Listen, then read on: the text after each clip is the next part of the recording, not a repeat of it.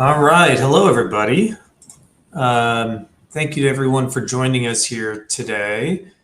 I see a few folks are still coming into the webinar, but lots of old friends I see, and some new names as well.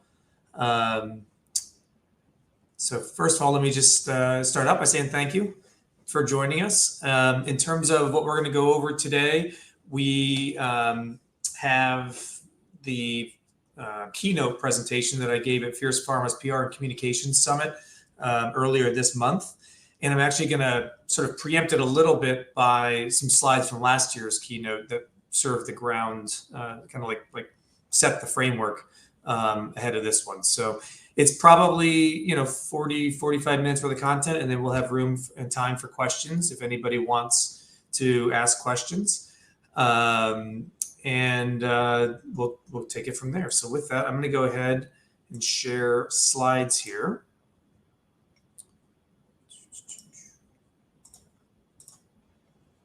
Oops, of course I have to show the audio.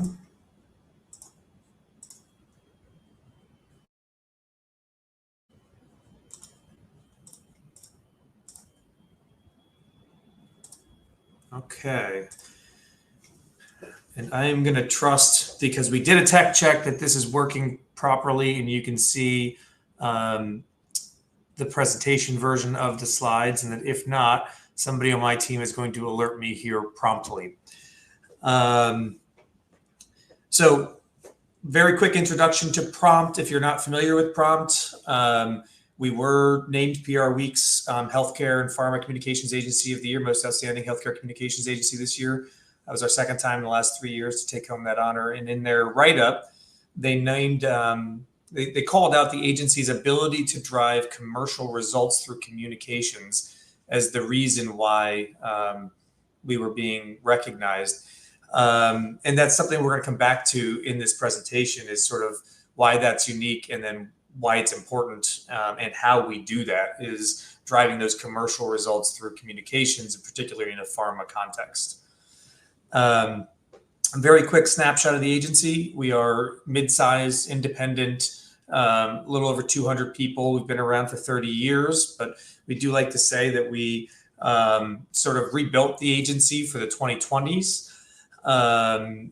We have a legacy of breaking through with Pharma First. We've won Best Healthcare Product Launch twice in the last couple of years. And one of the things that really differentiates us is that, well, we are pharma fluent.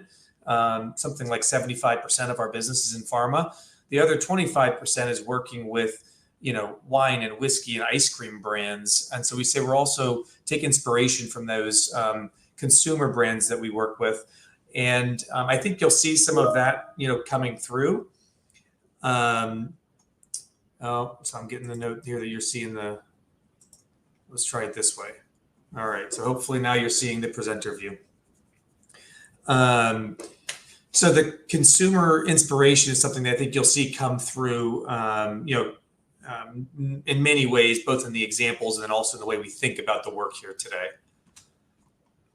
As I mentioned, the keynote from this year's Fierce Pharma conference really built on the key takeaways from the last couple years. And so I'm going to just take 2 or 3 minutes to kind of walk you through what those were.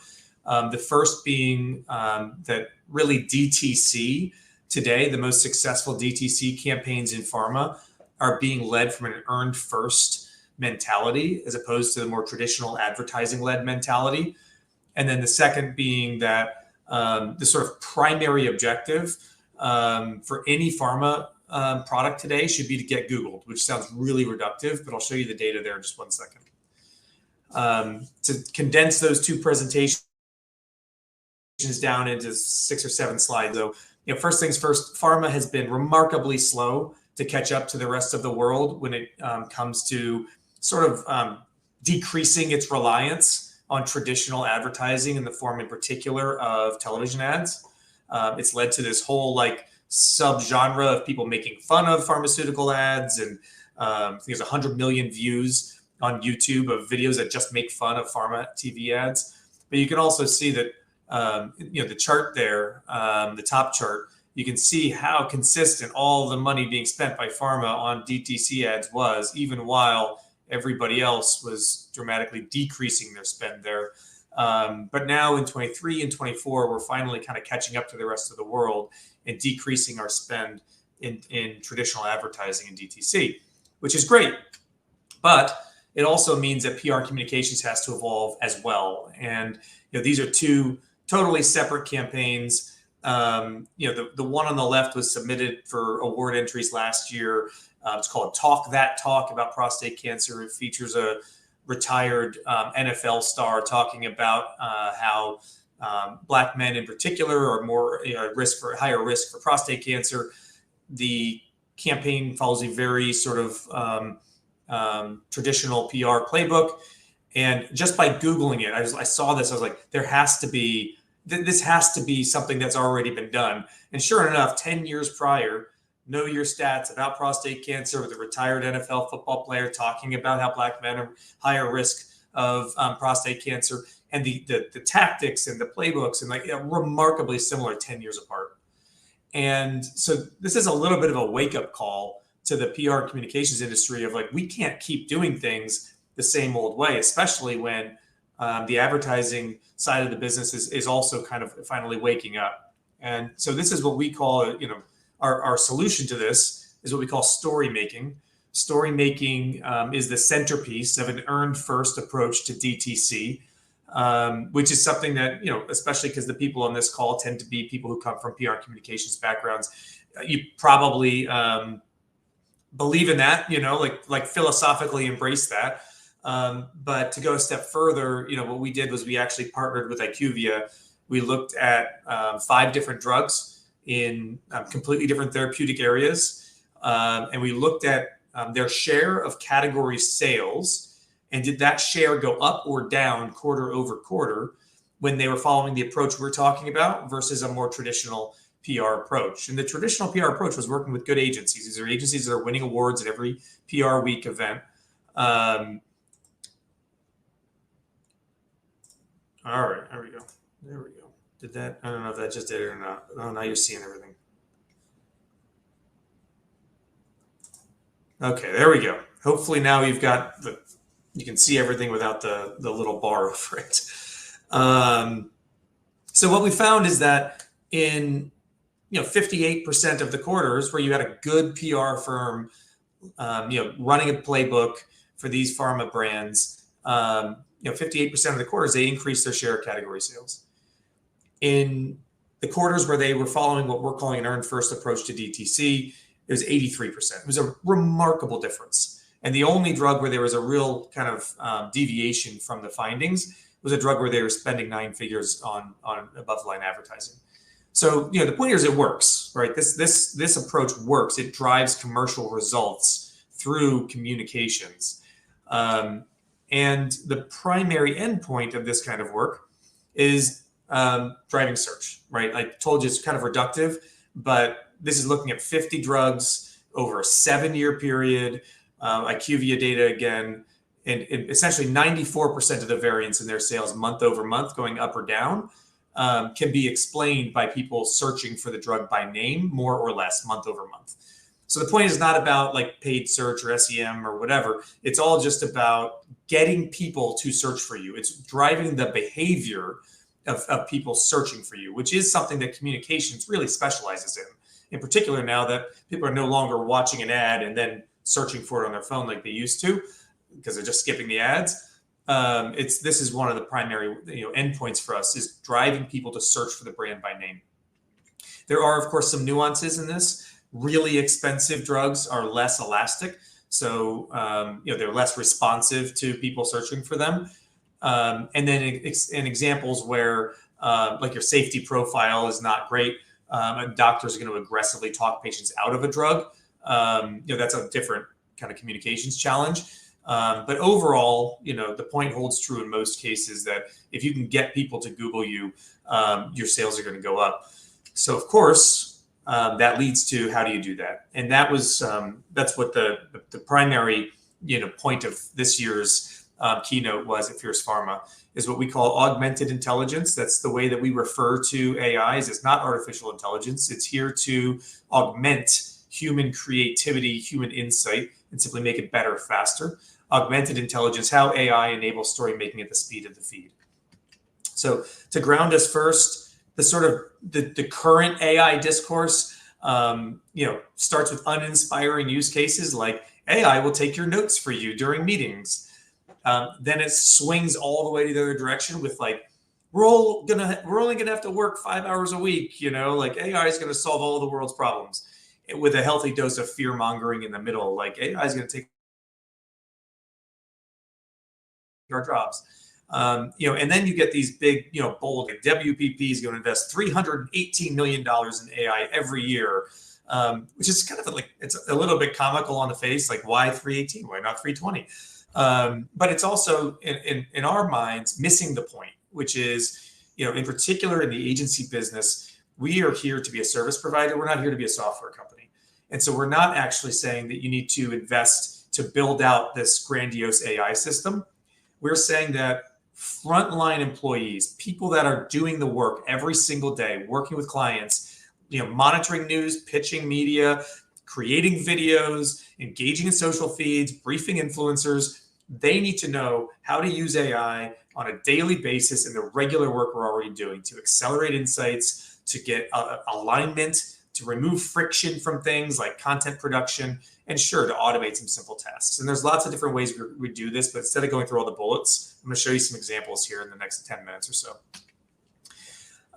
First things first, though, AI, according to McKinsey, the number one thing that AI is being moved out of pilot and into implementation phase of is what they call intelligent document processing.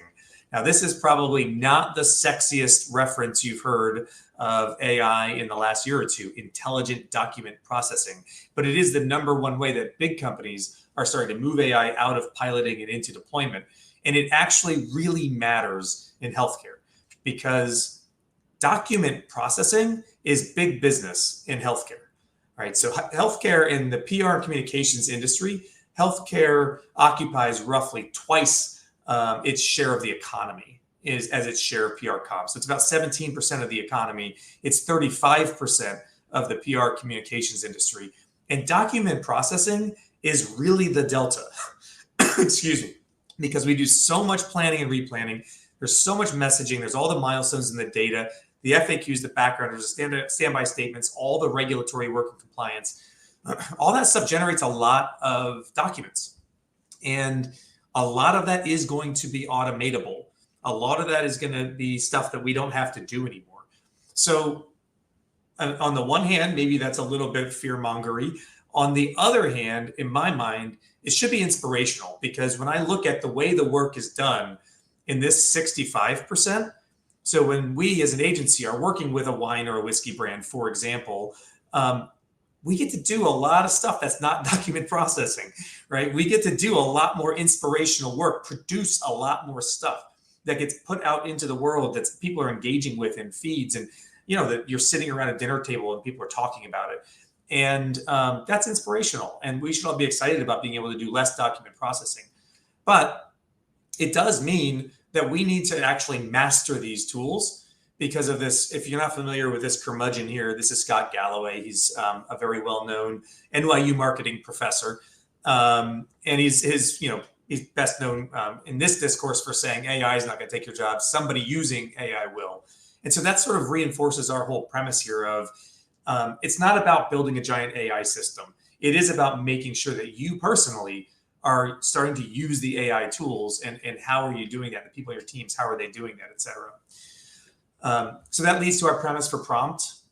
Prompt as an agency, I mentioned we rebuilt the agency for the 2020s. It's an earned growth agency, purpose-built for the 2020s. Our approach is to create network effects. We'll show you examples of that. I'm actually going to dive into a pretty deep case study about how Cetaphil was able to do this in just a little bit by demonstrating brand character through story making. And we do it by leveraging technology to augment and accelerate human intelligence and creativity. So you can see that last line, sort of daily on the front lines application of these technologies is central to the premise for the company. The premise for today, the rest of this presentation, story making is what we do to fill the gaps between hard news and milestones. So if you don't have real news, story making is how we fill that gap. And working at the speed of the feed is about participating in culture. It's not about trying to create it, because a lot of brands have screwed up there. But it is about participating in culture, and this is something pharma brands can do. And then AI is really being used to accelerate and augment every step of the process. Who it's for is primarily, look, if you can still outspend your competitors, and these brands certainly exist. If you're sitting there looking at your annual plan and you know that you have the biggest budget of anybody you're competing with, then you probably can just keep buying ads and running traditional playbooks and kind of box out your competitors. If you're the competitor that doesn't have that budget, you can't outspend your way to success, then you have to basically outpace and outmaneuver. And that's what this is all about. And this is particularly relevant in years where you don't have any hard news. All right, so let's break those 3 bullets down. First one being story making. So story making, what does this mean? It means that as communications professionals, we tend to specialize in telling other people's stories, right? So we tell the leaders, the CEO's story, or the story of the commercial team's recent successes, or the story of the employee of the month, or the story of how the company, came to be, or the story of something the scientists discovered, or the story of a key customer success story, in a hospital, and certainly a lot of patient stories. But it's almost like the job for a while has started to center around telling other people's stories. And story making is our chance to create the story. So instead of storytelling about what other people do, we make something that other people talk about. It's about making instead of messaging. And so how do we do that? We start with what we call friction mapping. Friction mapping is something we do here at Prompt. It basically says, what are your stakeholders' sort of expectations at every stage of the journey, and what are their experiences? And you can see where there's big gaps, where their expectations and their experience aren't aligned. That's a friction point. And at that friction point, that's a great place to say, if we did something here, it would be worth talking about. And then second step is defining our role in addressing it. So look, just because there's a friction point doesn't mean we actually have a role to play there. Could be it's not for us. So let's define, do we have a role in addressing it? Is it aligned to our brand character? If so, great. It's time to go concept a story we can make. This is earned first creative. We're going to do something very action oriented, and then apply the very simple 3 standards. Are we making or are we messaging? And the best way to think about that is, if we did not make an ad about this, would anybody hear about it? Would anybody ask about it? Would anybody talk about it? Or does it require a piece of content in order for people to see it? Second, is it really worth talking about? If you were not working on this, would you actually talk about it at dinner? And then does it work without a big spend? Whether that's a big spend on a celebrity, big spend on an ad buy, et cetera. So that's story making and the 3 sort of criteria. Couple of quick examples. There's 2 from us. There's one that we just admire from work at another agency, so we wanted to give them credit here. Shout out FCB Chicago. That was Dramamine. If you didn't see this, Dramamine, helps with motion sickness. They discovered that there are dozens of people who are barf bag collectors. That's a real thing. People collect barf bags off airplanes. Some of them have been doing it for 30 years, and they have hundreds of them they've collected, and they have them framed on their walls, and they talk about the stories behind them. And so there was this idea that Dramamine is ruining these people's hobby. And so they actually created a museum that was like an ode to the barf bag, a documentary that was chronicling these barf bag collectors' stories. The whole message was there's no need for barf bags anymore because of Dramamine. It's brilliant, right? A lot of making with the museum, a lot of making with the documentary. It's worth talking about. It's funny. It works without big spending. They certainly spent on the documentary in the museum, but when you hear the idea, you immediately go, that's interesting. Bilvey, this is a Prompt example.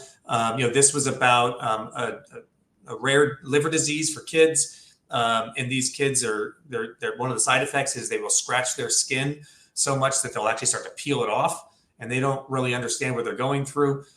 So the brief was actually, can we create a PDF that helps parents talk to the kids about this? And we actually said, well, what if we were to make something instead of just messaging here?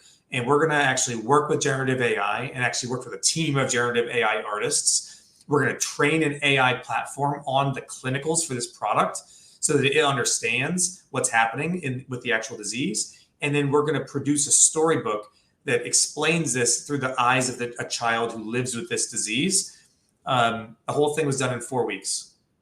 right? So physical book, designed, story written, printed out physically, for parents to go in and read to their kids' classes, to leave in the office and specialist offices. The whole thing was done in 4 weeks. And then with Gemtesa, this is about overactive bladder.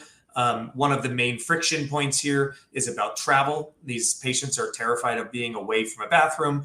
And so we said, well, what if we actually partnered with a consumer product company that offers incontinence underwear, and created a travel kit in partnership with them. And this was obviously a big discussion point because, if you have to wear incontinence underwear, it's kind of implying the product isn't being effective. But we were able to get there, and in partnership with all of our internal stakeholders. And we then brought in Holly Robinson Pete, who's a real sufferer, got her on treatment, and we're able to now sort of tell this whole story about traveling with this travel kit. And there were thousands of patients that actually came and got the travel kit, as part of their prescription with Gemtesa. So you can see, again, making the partnership was an example, and then the actual making of the kit also an example here.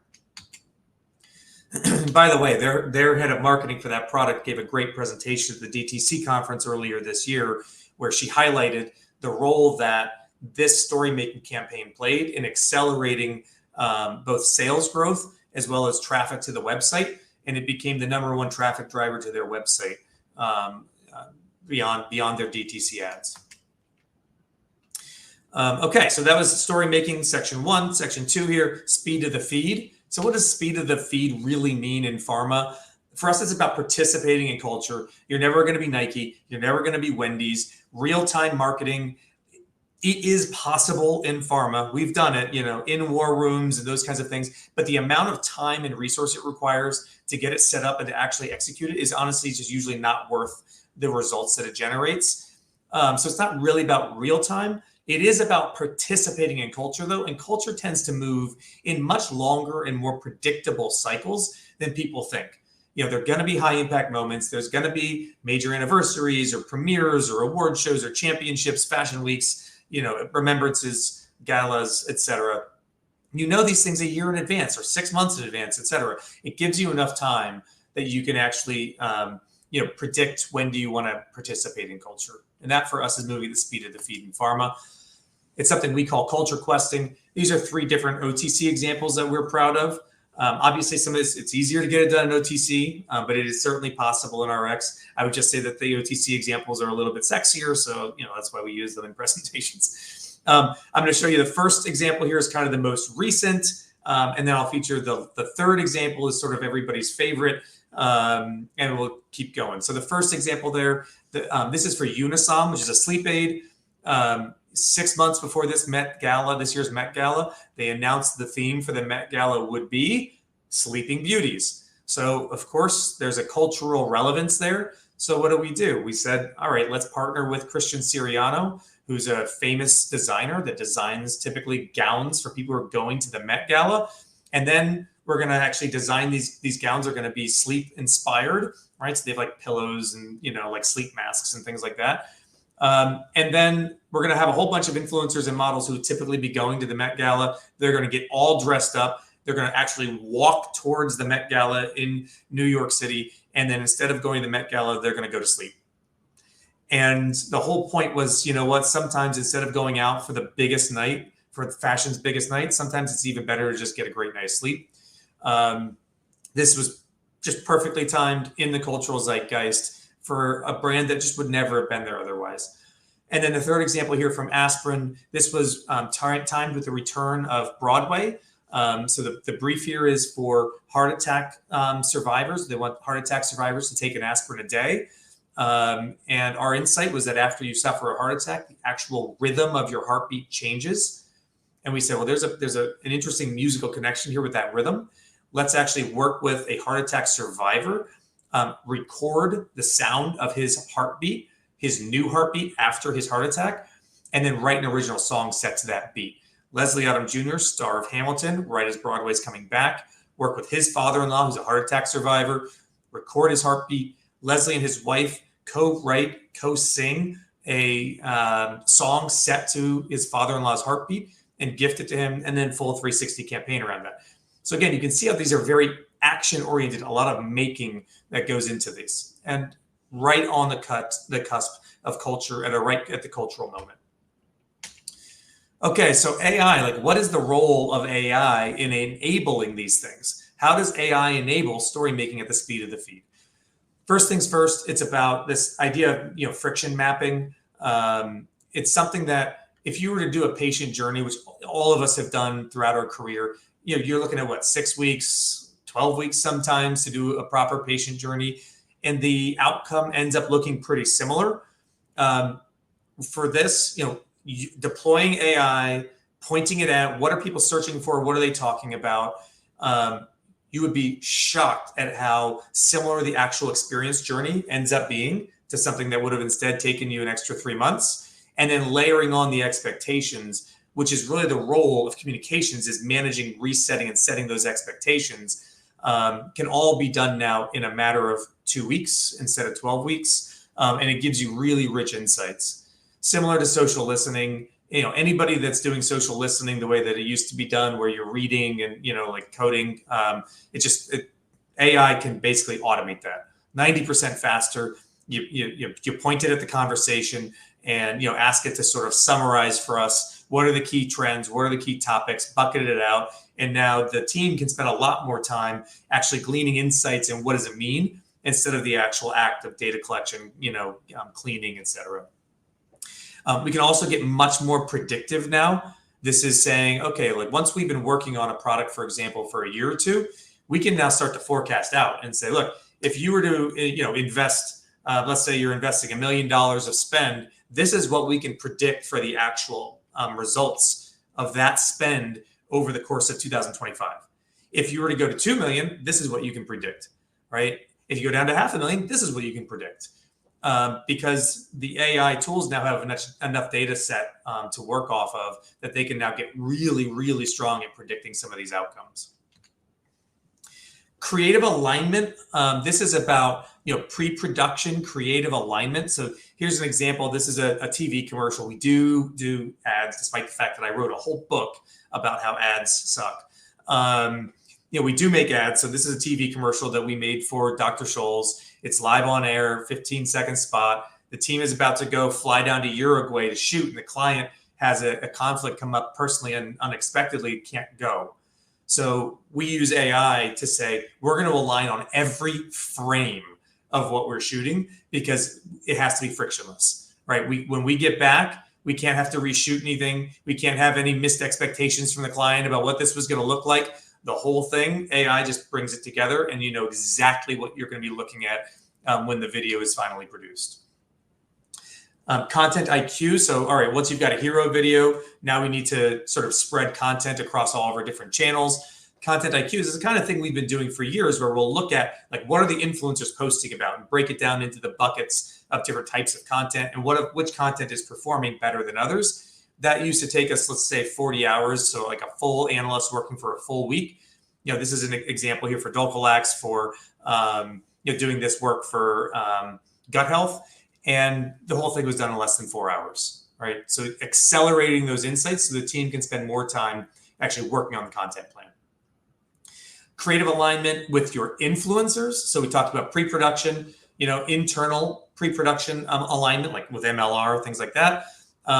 This is about your external partners. So for years now, right, we've been briefing influencers with Word documents or PowerPoint documents, and it leaves room for misinterpretation where they thought you wanted one thing, you meant something else.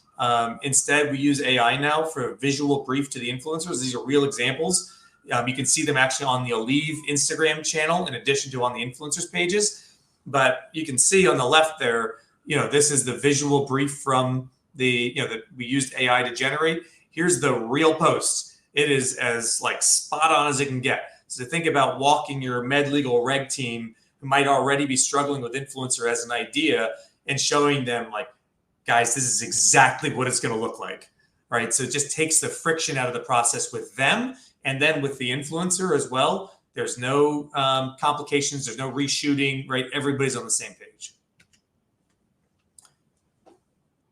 Similarly, this is for prototyping, right? So in if you're going to do a lot of story making, you got to make stuff. So on the left here, this example, we launched a new coffee flavor for Green Mountain Coffee. This was done in partnership with Kevin Costner for his Horizon cowboy movie. So of course, we said, well, we should have a cowboy belt holster for our coffee.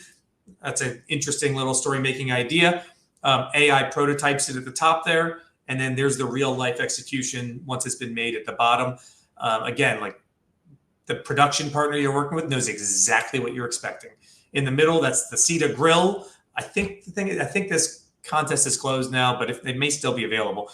The idea behind this, which is a little bit ridiculous, is the idea that men should be moisturizing while they're grilling, and so you can actually win the Cedar Grill. But right there, AI prototype, real life execution, and then for an experiential event, AI prototype, then there's the real life event. So again, like for you, like if you're a client and you're kind of wondering, all right, the agency just pitched me, they're going to do a cowboy holster for a coffee cup. It's a lot easier to get there when you can see the picture. And then final example here, this is about production itself, meaning making the actual content. So we looked before at pre-production, we looked at creative alignment and briefing, but this is the actual content. All of the people you see on this page are fake people, right? They don't exist. This was not shot. This is not stock. This is talent replacement with AI. And this is a big conversation. It depends on your company. Some companies have embraced this. Some companies are unsure. We fall on the side that there's no problem with doing this as long as you're transparent. You need to say not a real patient, right? I don't think you need to say not a real person. If anybody has seen how much work goes into modifying any pictures that you take of talent for most content, the time it spends in Photoshop, the person comes out looking hardly like a version of themselves to begin with. So, this is just sort of a more advanced version of that. And working with fake people is frankly just a lot easier than working with real people. It's frictionless. There's no contract signing. There's no opinions. There's no scheduling. It's just you make the content, you move on. All right, so we had our three big buckets. We had story making, moving at the speed of the feed, generative AI, sort of enabling the whole process. So let's put it all together now in this one head-to-head case study here. A quick primer for those who are not familiar. Galderma is a pharmaceutical company first and foremost. It is the #1 dermatology company in the world. It produces Cetaphil, manufactures Cetaphil, which is in its consumer division. But has been doing so for, I think, over 100 years now. And that's obviously a consumer product, but owned by a pharmaceutical company. CeraVe is basically a direct knockoff. The CEO of Galderma left the company in the early 2000s and pretty directly knocked their flagship product off, created CeraVe, and then 10 years later sold it to L'Oreal. And that changes the whole game because you got a pharma company and you've got L'Oreal. So, we were in a situation earlier this year where our client came to us and said, our biggest competitor, which is a beauty brand marketing culture at L'Oreal with zero regulatory constraints, is spending tens of millions of dollars on a campaign that's going to culminate at the Super Bowl in 4 weeks. And we need to do something about this. And we were like, wait, we have a whole program going at Fashion Week and the Oscars and the Grammys. And it's actually, we're kind of like a little bit of a pivot here. But we said, look, there's basically the only thing we can do in that time frame is disrupt, hijack, and steal their moment. So how do we do that? Well, obviously, given the topic of the presentation, story making at the speed of the feed, augmented by generative AI is the answer. This led to Game Time Glow. I'm going to show you the case study video in just a second here. And I'll actually break down this timeline for you also, how this all came to be. But the actual sort of start to finish on this campaign happened in 10 days.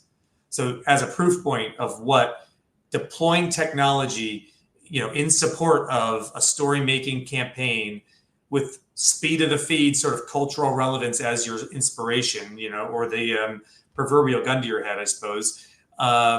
This is what's possible to get done in that timeline. So What did we do? Well, we said friction point, there's a collision of worlds between football-loving dads and their skincare-loving daughters. So this is about how during the NFL season, Taylor Swift, Travis Kelce obviously occupied the majority of the conversation. What AI did for us here was identify that conversation had shifted about a week before we started talking about this campaign. And now it was talking about dads and daughters coming together as a result of Taylor Swift being at NFL games. And so we say, all right, this is an interesting friction point. If the dads love football, they have a friction point with their daughter who doesn't really care about football. What does the daughter care about? She cares about skincare. The dad doesn't really care about skincare, right? But there's actually an interesting story-making idea here where we bring those two things together. We have the dad teaching the daughter about football, the daughter teaching the dad about skincare, because that's what matters to her. Is this something that we are aligned to from a brand character perspective? Yes, we are the sensitive skincare brand.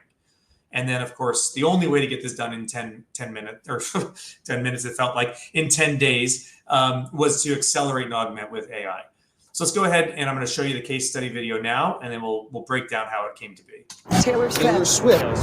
It does not get any bigger than Taylor Swift at the Super Bowl 2024. But the impact of this may have ripple effects for decades on the NFL and on families. It's clear that this has brought dads and daughters together, and I mean that literally and symbolically. We saw a way to build on this connection with Cetaphil, a trusted skincare brand for teens, bringing dads and daughters even closer by connecting to very different lifestyle routines, football and skincare. Cetaphil presents Game Time Glow. Dads and daughters bonding over their collision of worlds, spotlighted in Cetaphil's Super Bowl commercial. Our integrated campaign launched 3 days before the Super Bowl. We cast a real father-daughter and chronicled how this new common ground helped rekindle their relationship over the course of the season. And to engage Taylor Nation, we hid Easter eggs that only Swifties would find. Dad has the friendship bracelets, and his daughter's got the jersey. And since we didn't know Taylor would be at the Super Bowl until 2 weeks prior, we had only 10 days from ideation to launch. To amplify our story, dad and daughter influencers unboxed our theme Game Time guides. And our social platforms gave everyone tools to learn each other's routines. It immediately blew up across social media, grabbing every headline and taking over every conversation. Best commercials released so far. Man, I'll tell you, that Cetaphil one had me in tears. The Cetaphil one? Love that one. Tears. The results were unreal. The campaign got over 5.7 billion impressions, and Cetaphil dominated the conversation. No other Super Bowl campaign came close to the PR coverage it received. Our message resonated so deeply, one TikTok influencer felt the campaign was close to her own story, creating a PR crisis which we successfully managed, culminating in a new brand ambassador for Cetaphil. We owned the moment and inspired a movement across America for dads and daughters to join together in the Game Time Glow. So you may have heard in there, they referred to it as one of their favorite commercials. And in fact, there were all kinds of articles calling it the best Super Bowl commercial, saying Cetaphil won the Super Bowl, et cetera. This was not a commercial, right? This is story making. This was us intersecting the cultural zeitgeist at the right moment. The video just went on the internet and was trending nationally as a result. And you can see, by media placement, by the emotional connection it had. So where Sarah V was sort of, goofy and funny, Cetaphil really made that emotional connection. 3 million organic video views, 200,000 social media engagements, trending nationally on X, search volume spiking. Remember, get Googled, doubled search volume. And then ultimately, 81% increase in purchase intent versus just a 39% increase in purchase intent for CeraVe. And 2 months later, when Galderma actually IPOs, in the 500 word press release, this activation gets called out as one of the reasons why Galderma had the most successful IPO in Europe this year. So just to break down the role that AI played in that, how did AI augment and accelerate this process? First things first was identifying that pivot in the cultural trends. So it's been, for the whole season, we're talking about Taylor Swift and Travis Kelce. But then at January 20th is where this starts to talk about dads and daughters. And then you have this weird backlash to that of some people think it's bad that Taylor Swift is at games. And then this sort of hilarious, dads are fighting back. I love this guy. There's like 500,000 views of this guy in his garage saying, Taylor is good for me and my daughter, you know, so this backlight, everybody fighting back. So right in here is where we start doing this, right? AI identifies for us that in the last week, there was this shift in the cultural trend, right? Idea concepted, client sign off, stories being made, launches, whatever that is, 8 days after that. Aligning creative visions. There was no way without aligning creative visions with complete clarity that we were going to get this pulled off in this kind of timeline, right? So every frame in the storyboard, we had to be completely aligned with the client, with the review team, with our production team, so that they knew exactly what they were supposed to be making, like frame by frame. Prototyping the actual, influencers, the whole bunch of influencers that got mailers and things like that. I mean, the mailer had to be out the door in 4 days, I think. So, prototyping 5 days. There you go. Prototyping, done by AI, so that the production partner knew exactly what to make, so that then it gets into influencers' hands and live on their feeds in a week. Social cut downs. You've got a hero video, but you got to get it cut down to all your different asset formats. AI can jumpstart that for us so that the editing team can just move really quickly, and finish everything up. The media targeting, right? Omni-channel media targeting, whether it's, programmatically plus using an AI layer on top of that to just say, where is it working? Where is it not? Put more, investment in these places where it's working. We talked about outpacing. This is part of outmaneuvering. And then the case study video referenced this, but within the first 24 hours of this video going live, it really was a cultural phenom, like trending on X, talk shows talking about it, etc. And this TikToker, her name's Sharon, came out and said that she felt like the idea had been copied from her, that she had posted a video back in September of her and her dad talking about skincare, and her dad was talking about football in the background. And of course, like, we can demonstrably show nobody at the agency follows this TikToker, nobody at the client side follows this TikToker, nobody's heard of this before, but it's also perception is reality. And when she put this up there, people started to get really upset. They started to feel like Cetaphil might have ripped this idea off from this poor creator. And so thankfully, we were alerted the second it happened. I mean, like, the second it happened, we started with a wait and watch kind of an approach. And then AI is able to tell us when the conversation's shifting. And now all of a sudden, things like Black History Month is coming into the conversation, because this is in February. And suddenly people are saying, I can't believe they would do this to her during Black History Month. Like, this is starting to take on a different tone. This is starting to move in a different direction. And now we're able to start to get our ducks in a row. We're getting alignment internally about what are we going to do? How are we going to approach this influencer? We were on the phone with her, and we're able to essentially manage the issue so that by the time, in truth, the Today Show called and the New York Times called, and thankfully, our media team has a relationship where they called us first. But by the time they called, we were able to say, there's no news here. She's part of our influencer cohort. She's going to be putting up a great post on Super Bowl Sunday, and the issue has already been resolved. So again, you think about the ability to do that from Friday to Sunday, and without the AI tools just accelerating our insights, we may not have even realized what a serious issue this could have been until it was too late. And now we've got the Today Show bringing her on to tell her side of the story, and we haven't really been able to connect with her. So that's the role that the technology can play in sort of augmenting and accelerating the human side of what we do. All right, so key takeaways. AI, it's not about any one big transformation or one big system. It's about a lot of little ways the technology can augment and accelerate the normal work processes, the things we do on a regular basis. Our profession, and especially healthcare PR comms, is going to be dramatically disrupted by these technologies, in particular because they can eliminate or reduce document processing, but they're also going to create all these new inspirational opportunities for us to do different kinds of work. The time is now to embrace them so you can be the disruptor, not the disrupted. If you are working with or on a brand that can't outspend your competitors, so you don't have the $22 million that CeraVe had to spend on that campaign, and you don't have any real news, story making is it. That's the key. Doing something other people will talk about. And then moving at the speed of the feed is about participating in culture. And you can do this like during the Super Bowl, like during the Met Gala, like during the return of Broadway. You can do this at sort of predictable, high-impact cultural moments with enough advance notice that you can get your regulatory review teams on board. So that's what I had for you today. We've got 10 minutes left. I'm going to stop sharing here. And if there's any questions, let's go ahead.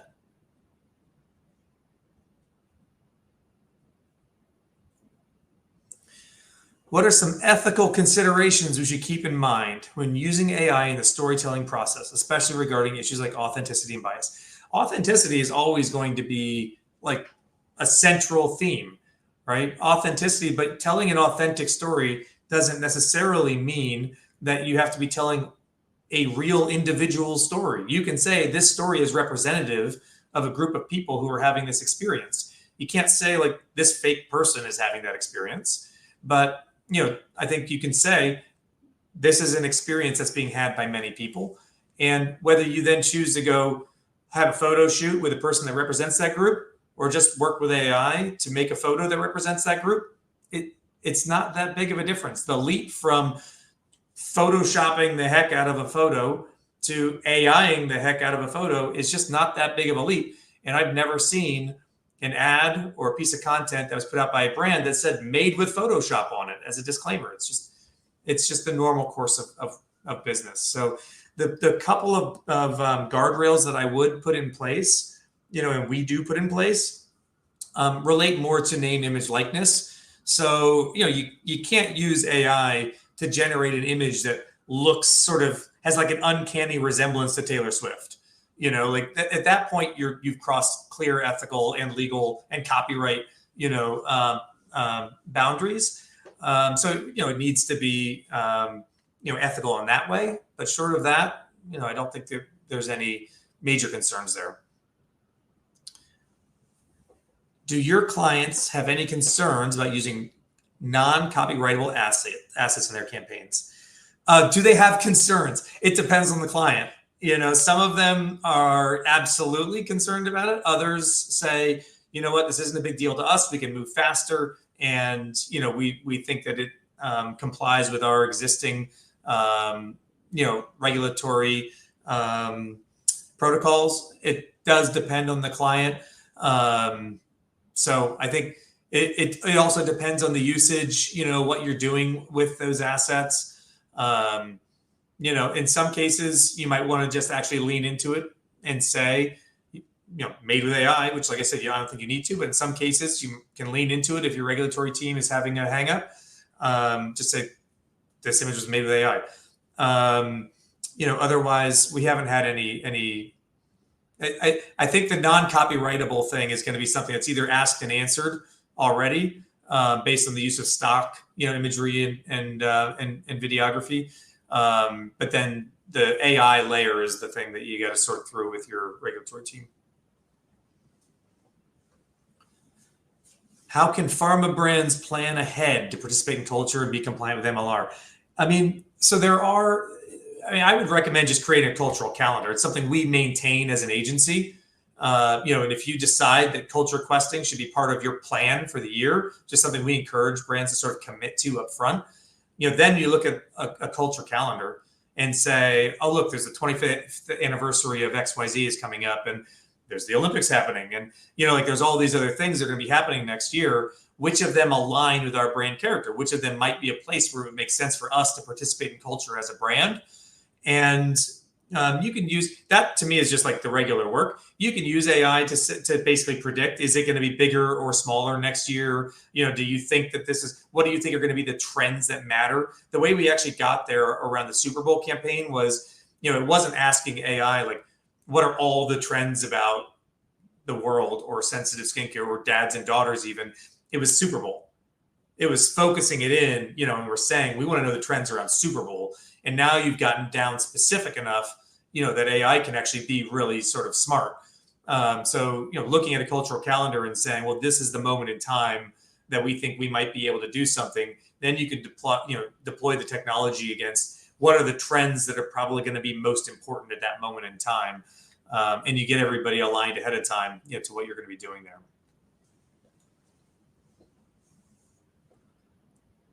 How can we ensure AI-powered storytelling complements human creativity rather than replacing it?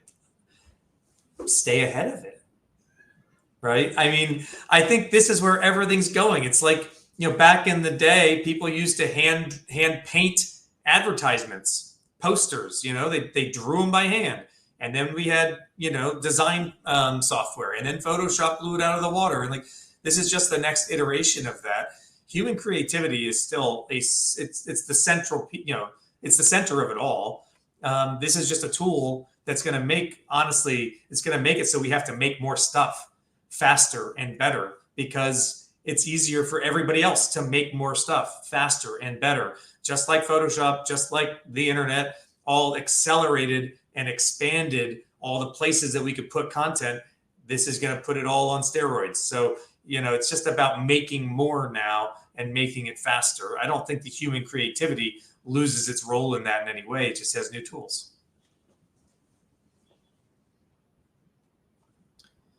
Okay. Our questions have slowed down. Oh, wait, here we go. Wait, no, that's about the recording. Okay. I think that's it. I think we've answered your questions. If anybody's interested in the wants a copy of the deck, the presentation, oh, there's one more being pulled. Okay, I'll wait for that. I'll continue the thought here. If you're interested in a copy of this presentation, send me an email, Paul Dyer, pdyer@meetprompt.co, and I'm happy to just follow up and send you a copy of the presentation. And I'll wait for our last question here. What are the legal considerations to consider? I thought I heard you can't own an AI generated image. Yeah, so ownership over content is always going to be a little bit tricky. But I think you're going to have to work with your internal legal team in terms of what their point of view is about content ownership. Like I said, we work with some legal teams where they're completely comfortable putting a piece of content out that we have AI generated and putting it out in their public channels. We work with some that just say they're waiting for, more guidance. So I think it's going to take, you're going to have to work with your legal team to decide what's right for your organization.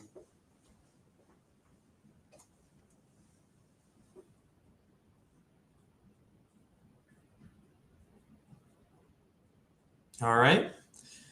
So with that, I think that's that concludes our Q&A session here today. Thanks everybody. Like I said, it's great seeing some familiar names in the chat, and in the viewership panel here.